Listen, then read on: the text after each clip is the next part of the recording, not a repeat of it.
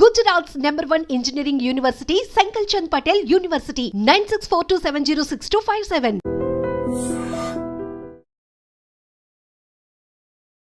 So welcome back to the latest episode with Rahul Reddy Garu, the immigration lawyer, and he's practicing law from since 30 years.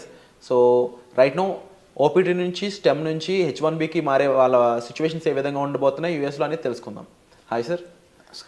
Sir I'm very fine sir, and how are you sir? Good. So upcoming మార్చ్లో H1Bకి సంబంధించిన lotteries అవి ఉండబోతున్నాయి కాబట్టి వాటి గురించి discuss చేద్దాం. So OPT and stem నుంచి ఎవరైతే H1B కోసం వెయిట్ చేస్తూ ఉంటారో లాటరీ టైంలో వాళ్ళ మీద ఎఫెక్ట్ ఏ విధంగా ఉంటుందంటారు? ఇప్పుడు మనకు కొత్త H1B రెగ్యులేషన్స్ వచ్చినాయి. దాని ద్వారా ఏమైందంటే థర్డ్ పార్టీ ప్లేస్మెంట్ అనేది కొద్దిగా స్ట్రిక్ట్ అయిపోయింది. అదొకటి. ఇంకోటి ఏంటంటే మనకు లాస్ట్ ఇయర్ H1B కోటాను మొత్తం ట్రాన్సాక్షన్ చేసిండ్రు. అంటే అంతకుముందు 7-8 years నుంచి ఎట్లుండే అంటే అంతకుముందు 3-4 years ఎట్లుండే అంటే ఒక 10 కంపెనీల నుంచి కూడా కొందరు ఫైల్ చేసిండ్రు, ఫ్రాడ్లెంట్ ఫైలింగ్స్ అయ్యి. అంటే ఒకవేళ కనుక కొన్ని జాబ్స్ ఉంటే 10 కంపెనీల నుంచి ఫైల్ చేసిన ఉన్నారు. అయితే ఇప్పుడు లాస్ట్ ఇయర్కి వచ్చేమటికి ఏమైందంటే మీకు ఒకవేళ కనుక 10 కంపెనీలు ఫైల్ చేసినా కూడా శ్రీనివాసరావు అన్నతను మాత్రం ఒకటే కాబట్టి అతనికి ఒకటేసారి లాటరీ వచ్చే ఛాన్స్ ఉంటుంది. అతని బిల్లుని 10 సార్లు బెటరు. ఓకే, మనం అప్పుడప్పుడు పెడతాం కదా, చిన్నప్పుడు పెట్టినప్పుడు మన పేరు ఇచ్చి పెడతాం. మన పేరు ఎక్కువ రాయాలంటే ఏం చేస్తాం, 10 సార్లు రాసి అనలేస్తాం. అటువంటి అలౌడ్ లేదన్నట్టు. ఇప్పుడు ఎన్నిసార్లు రాసినా కానీ ఒకటే చిట్టి ఆ శ్రీనివాసరావు గారి పేరుతోటి ఒకటే చిట్టి పోతుంది. ఆ చిట్టి ద్వారా అది లాస్ట్ ఇయర్ ఇంప్లిమెంట్ చేసినారు. ఇప్పుడు కొత్త రెగ్యులేషన్స్ ప్రకారం ఏం చేశారంటే దాన్ని రెగ్యులేషన్స్ ద్వారా చేయబట్టి ఏమైనా కోర్టుల కేసులు కానీ వాటిని ఎదుర్కోవడానికి ఈజీ అవుతాయని చెప్పి వాళ్ళు రెగ్యులేషన్ ద్వారా పోయినరు. అయితే ఇప్పుడు కొత్త ప్రొవిజన్ ఏంటంటే లాటరీ మనం మార్చిలో ఫైల్ చేసేటప్పుడు కొత్తగా ఫీజు అంతకుముందు $10 ఉండే. $10 ఏంటండి ఎప్పుడు ఇవ్వాలి, ఎప్పుడు పెద్ద కేర్ చేయరు. సో కొందరు ఫ్రాడ్లెంట్ ఫైల్ చేసే వాళ్ళు కొద్దిగా ఎక్కువ ఫైల్ చేస్తున్నారు, $10. ఇప్పుడు దాన్ని $215 చేసినట్టు. సో కొంచెం ఫిల్టర్ చేయడానికి కొద్దిగా ఫిల్టర్ చేయడానికి చేసినట్టు.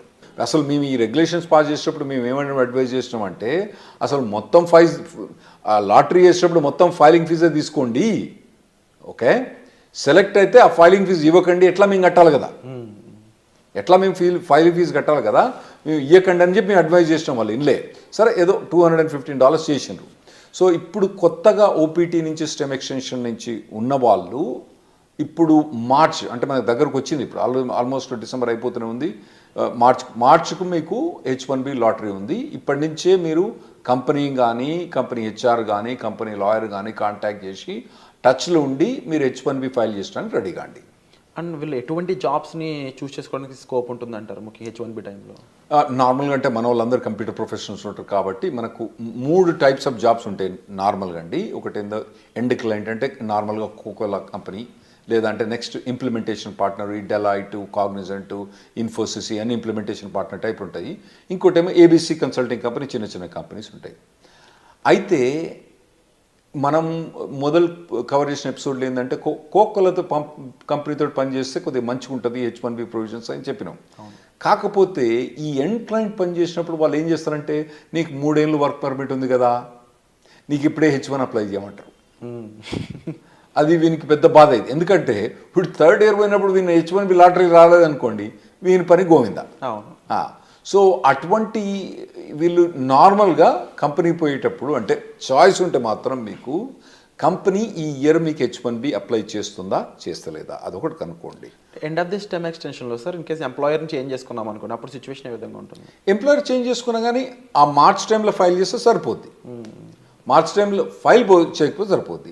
ఇంతకుముందు చెప్పినట్టు ఏంటంటే ఒకవేళ కనుక ఇప్పుడు మనం డిసెంబర్ జనవరిలో ఉన్నారు కదా, మీరు ఇప్పుడు మీ కంపెనీ కనుక మీరు H1B ఫైల్ ఈ లాటరీలో ఫైల్ చేస్తారా చేయరా కనుక్కోండి.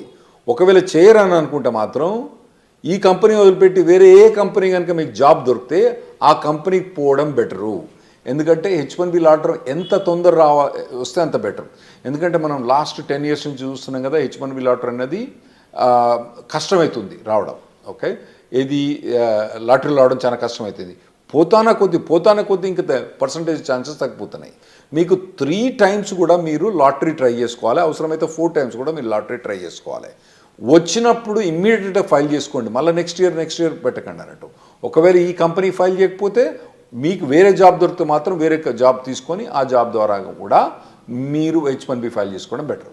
స్టెమ్ స్టూడెంట్స్కి ఎలాంటి ప్రొటెక్షన్ ఉంటుంది సార్? అంటే ఎక్స్పైరేషన్ ముందు జాబ్ పోయినట్లయితే వాళ్ళకి ఏమైనా ప్రొటెక్షన్ ఉంటుందా?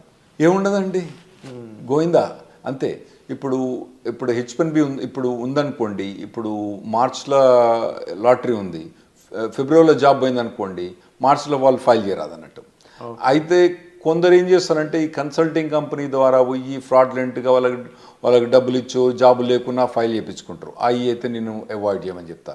ఎందుకంటే మీరు లాంగ్ రన్లో చూసుకోండి, మళ్ళీ కాకపోతే ఇండియాకి వచ్చి మీరు మళ్ళీ H1B లాటరీ అప్లై చేసుకోవచ్చు, కానీ ఇటువంటి ఫ్రాడ్లెంట్ కంపెనీస్ మాత్రం పోకండి. జెన్యున్ జాబ్ ఉంటే మాత్రమే మీరు H1B ఫైల్ చేయించుకోండి. జెన్యున్ జాబ్ లేకపోతే ఎప్పుడు కూడా H1B ఫైల్ చేయించుకోకండి. లేదు, ఇన్ కేస్ జాబ్ పోయింది అనుకున్న టైంలో స్టెమ్ ఓపీటీ మెయింటైన్ చేస్తూ ఎంప్లాయర్ మార్చుకునే స్కోప్ ఉంటుందా? స్టెమ్ ఓపీటీలో మనకు 90 days ఆఫ్ అన్ఎంప్లాయ్మెంట్ అలౌడ్ అండి. సో ఆ డేస్ని అక్కడక్కడ మెయింటైన్ చేసుకోవాలి. అదే అక్కడ మెయింటైన్ చేసుకోవచ్చు. మెయింటైన్ చేసుకొని దెన్ వేరే జాబ్ కనుక హాప్ ఆన్ అయితే అప్పుడు H1B ఫైల్ చేసుకోవచ్చు. కాకపోతే ఈ మార్చ్లో ఈ H1B లాటరీ ఎప్పుడు ఫైల్ చేస్తారు? మార్చ్ 1st నుంచి టిపికల్గా మార్చ్ 20th కొద్దిగా డేట్స్ అటు ఇటు చేంజ్ అవుతా అంటే ఒక 5-6 రోజులు అటు ఇటు చేంజ్ అవుతా అంటే ఆ టైంలో కనుక జాబ్ లేకపోతే కథం మనోడు మళ్ళీ నెక్స్ట్ ఇయర్ వెయిట్ చేయాల్సి వస్తుంది. ఈ 90 days కాకుండా, ఈ టైం పీరియడ్ కాకుండా స్టెమ్ ఓపీని ఎక్స్టెన్షన్ చేసుకోలేమంటారా? స్టెమ్ ఓపీటీ అంటే 90 days అన్ఎంప్లాయ్మెంట్ ఎక్స్టెండ్ చేసుకోవడమా, లేదా 2 years స్టెమ్ ఓపీటీని ఎక్స్టెండ్ చేసుకోవడం? లేదండి, స్టెమ్ ఓపీటీ అన్నది 2 yearsకు లిమిటెడ్. అయితే అందులో కొన్ని చిన్న చిన్న ఎగ్జామ్షన్స్ ఉన్నాయి. ఇప్పుడు H1B అన్నది మనం మార్చ్లో లాటరీ ఫైల్ చేసినా కూడా యాక్చువల్ H1B అనేది అక్టోబర్ దాకా స్టార్ట్ కాదు. అయితే ఒకవేళ స్టెమ్ ఎక్స్టెన్షన్ కనుక ఈ ఏప్రిల్ నుంచి అక్టోబర్ మధ్యలో కనుక ఒకవేళ స్టెమ్ ఎక్స్టెన్షన్ ఎగ్జాస్ట్ అవుతుంది అనుకోండి, అంటే ఇతని స్టెమ్ ఎక్స్టెన్షన్ జూన్లో ఎక్స్పైర్ అవుతుంది అనుకోండి, ఇతను H1B ఫైల్ చేస్తే ఈ స్టెమ్ ఎక్స్టెన్షన్ ఆటోమేటిక్గా జూన్ నుంచి అక్టోబర్ దాకా ఎక్స్టెండ్ అయింది. అట్లా కొన్ని లిమిటెడ్ ఎగ్జామ్షన్, దాన్ని మేము క్యాప్ గ్యాప్ అంటాం అన్నట్టు. క్యాప్ గ్యాప్ అంటాం. అది ఎప్పటి నుంచి? నార్మల్గా టిపికల్గా ఏప్రిల్ నుంచి అక్టోబర్ దాకా ఎక్స్టెండ్ అయింది. ఏది కంపెనీ ఏదైతే కంపెనీ ఉందో H1B change of status file చేస్తే ఆటోమేటిక్గా క్యాప్ గ్యాప్ అన్నది ఏప్రిల్ నుంచి అక్టోబర్ దాకా ఎక్స్టెండ్ అయింది. అండ్ మనం ముందు మాట్లాడుకున్న ఈ రూల్స్ అండ్ రెగ్యులేషన్స్ అన్నీ కూడా పార్ట్ టైంలో కూడా అప్లైకబుల్ అవుతాయా? అంటే ఇప్పుడు స్టెమ్ వాళ్ళు పార్ట్ టైం కూడా సేమ్ ఇదే చేయొచ్చా, ఫుల్ టైమే చేయాలి కంపల్సరీ? మీరు అన్నట్టు ఒకవేళ కనుక H1B జాబ్ ఫైల్ చేసిన అనుకోండి, పార్ట్ టైం కూడా వాళ్ళు ఎక్స్టెండ్ చేసుకోవచ్చు. ఏది టిపికల్గా ఏప్రిల్ నుంచి అక్టోబర్ దాకా. అయితే ఇప్పుడు కొత్తగా వచ్చిన రెగ్యులేషన్స్ ఏవైతే January 17, 2025 అప్లిక్ అవుతాయో దానికి యాక్చువల్లీ స్టూడెంట్స్ కొద్దిగా ఈజీ ప్రొవిజన్ ఇచ్చిండ్రు.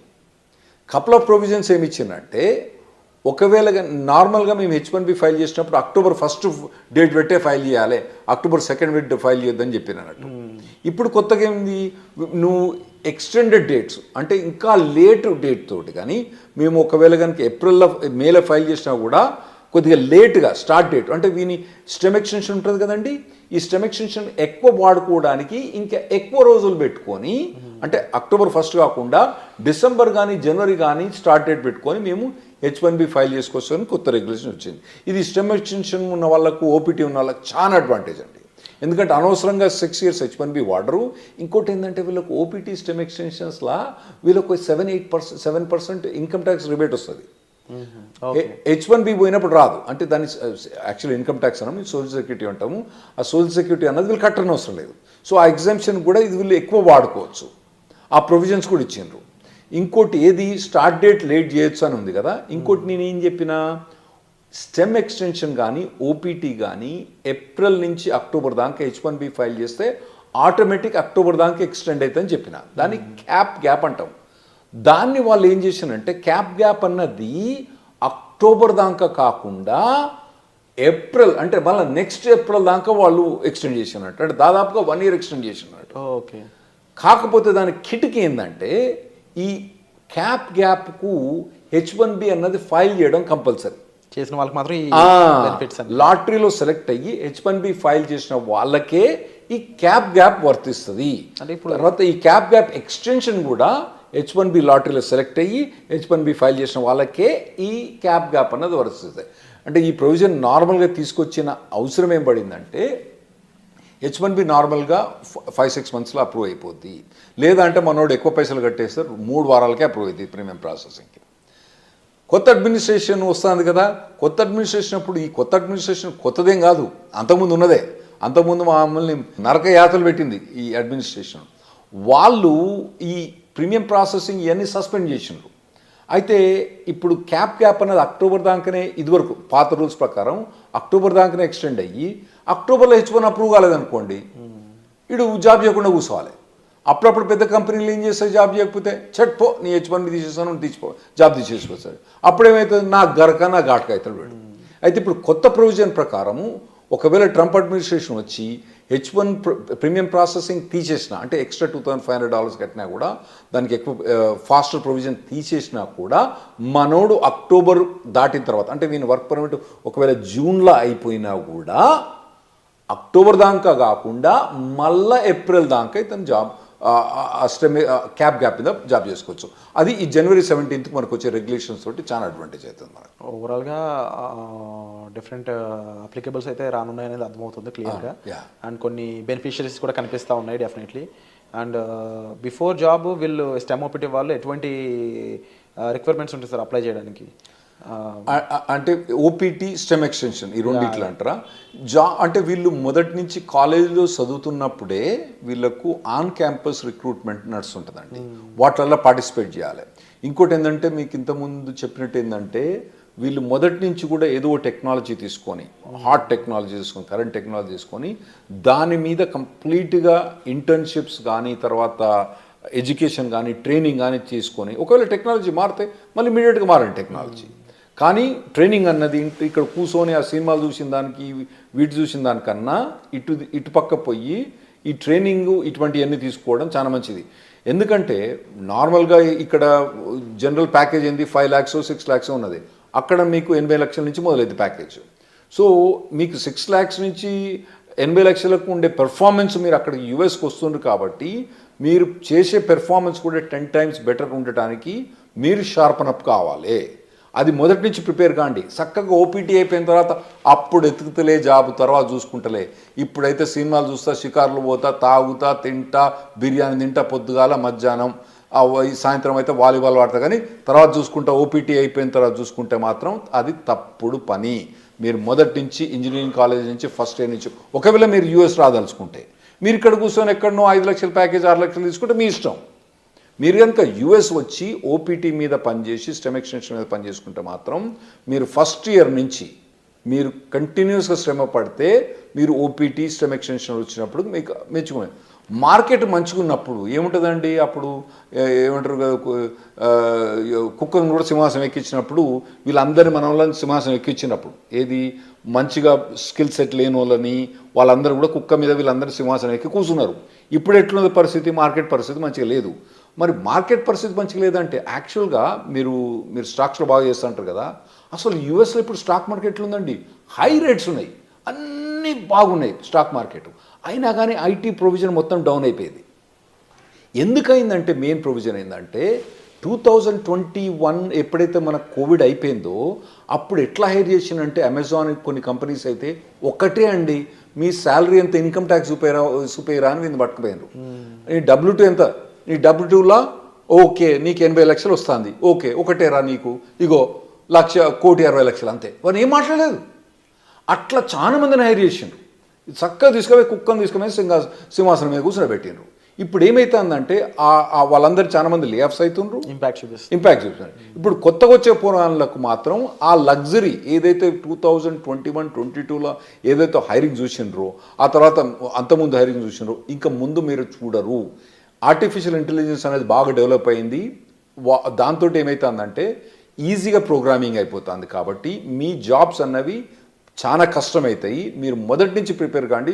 స్పెషల్గా మీరు యూఎస్ రాదలుచుకున్న వాళ్ళు మాత్రం మొదటి నుంచి ప్రిపేర్ అయ్యండి. మీరు ఇక్కడనే ఉండి చిన్న చిన్న జాబ్లు చూసుకుంటే మీ ఇష్టం. అక్కడ కనుక మీకు హై లెవెల్ జాబ్ కావాలంటే అక్కడ లో లెవెల్ జాబ్స్ ఉండవు. ఎందుకంటే వీళ్ళకి జాబ్ ఇవ్వడానికి వీలుండదు అక్కడ. ఏది ఓపీటీ స్పెషలిస్ట్ స్టెమ్ ఎక్స్టెన్షన్లా వాళ్ళు తీసుకొచ్చి $5 $10 జాబ్ ఇవ్వడానికి వీల్లేదు, రెగ్యులేషన్స్ ఎలా చేయవు కాబట్టి వీళ్ళకి హై లెవెల్ జాబ్ కావాలి. కాబట్టి ఆ లెవెల్ జాబ్ కావాలంటే మీరు ఇప్పటి నుంచి ప్రిపేర్ కావడం better. Wonderful sir. So latest updates కోసం చూస్తూనే ఉండండి. అండ్ చాలా విషయాలు అయితే మనకు రాహుల్ రెడ్డి గారు చెప్పడం జరిగింది. సో మీరు వీటిపై ఏమనుకుంటున్నారు, మీ ఒపీనియన్ కామెంట్ సెక్షన్లో మెన్షన్ చేయండి. And thank you so much for the wonderful. Thanks అండి.